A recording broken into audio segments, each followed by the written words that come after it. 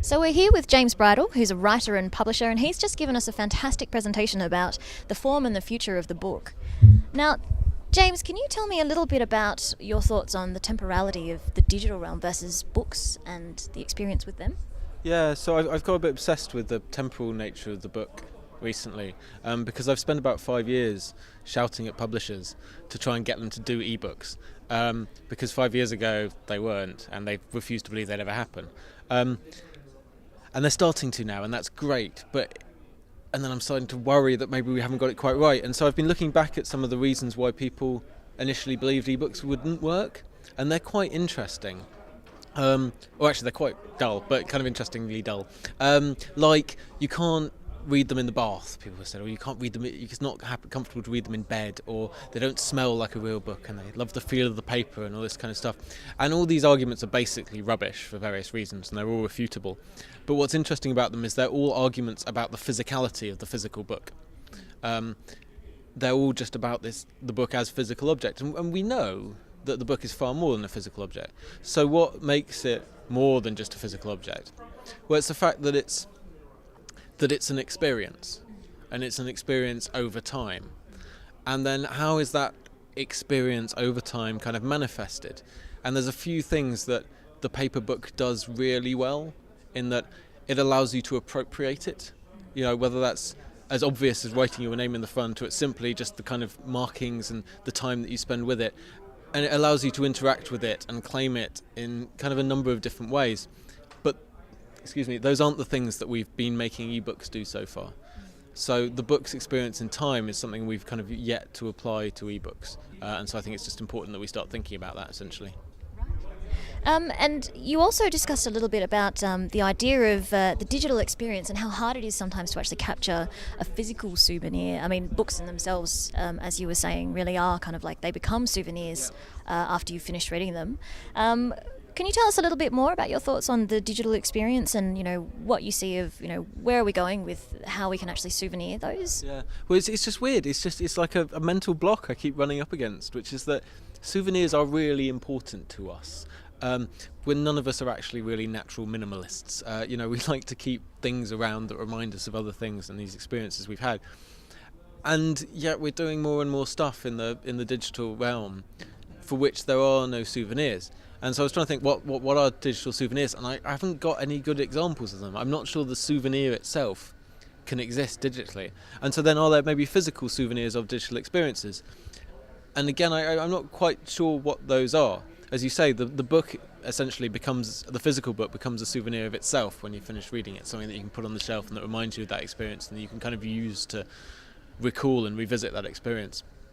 Are there things like that exist for digital things?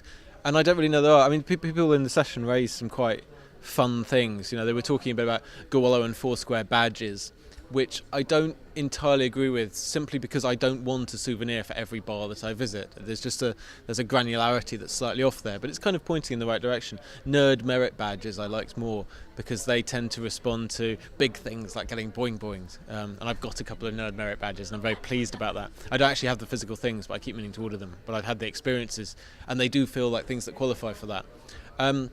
But the data that we kind of starting to generate about our lives, and there's a whole other debate to be had about the openness of that data and its portability, which is essentially a question about the ethics of that data.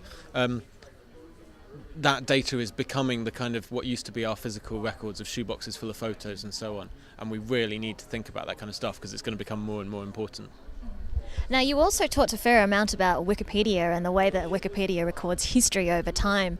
Why are you so enthused about that? I love Wikipedia. I don't know, I'm one of those sort of kids who read the dictionary. So Wikipedia is a kind of extension of that. I didn't really talk about it, but liked talking about this idea of sort of going for a walk through Wikipedia.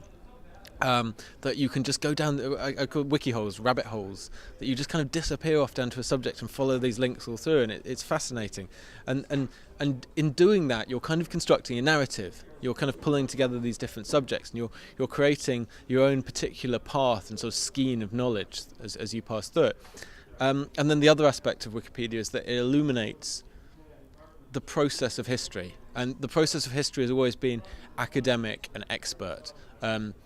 the dictionary process has always been a process for experts that's then kind of presented as a fait accompli to the public and to a general readership, and we've kind of turned that on the head with Wikipedia. But we can also see the process that goes into it, which gives us a massive more amount of kind of control and ability to participate in the construction of our own history, which is essentially what all great kind of socialist stuff has been arguing for about 100 years. This is an incredibly exciting technological addendum to that. Fantastic. Now, I wanted to also ask you about your experience in the conference at large. Who have been some of the speakers that have inspired you so far? There've been a bunch. Mike Migursky, the kind of way he explores data and the way he thinks about data is incredibly powerful thing.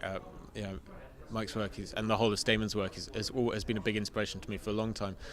The other strand that I've really picked up on, having the interests that I do, is the amount of stuff that's actually been spoken about books, which has been really interesting.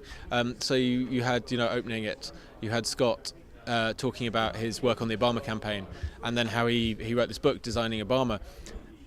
And it's just fascinating. And then you had Craig as well talking about his work making books. And it's extraordinary to me that books... It's not extraordinary to me, but it's interesting to me that books are still essentially the primary cultural signifier. They're still the thing that kind of everybody thinks represents the greatest value. Whatever field you work in, you kind of ultimately you want to write a book or have one written about you. That's kind of the greatest achievement, still recognised in our culture. And working as I do, as I say, with publishers all the time, particularly publishers who don't like the internet, which is a lot of them. They genuinely believe that digital is out to kill them and the internet is out to destroy literature and books because books have no value in the age of the internet. And that's just rubbish. Digital people, web people, and the internet at large actually, I think, has a far higher regard for books and literary culture and the physical object of the book than we've seen for quite a long time. So all those kind of things, the book is now becoming a post-digital product is very exciting. Fantastic. I have to say, James, it was a really, really interesting speech, and I really, really enjoyed the references to William Gibson as well. Yeah, he's very important to me, so I'm glad you enjoyed it. Fantastic. Thank you very much for coming and having a chat with us, mate. Cheers.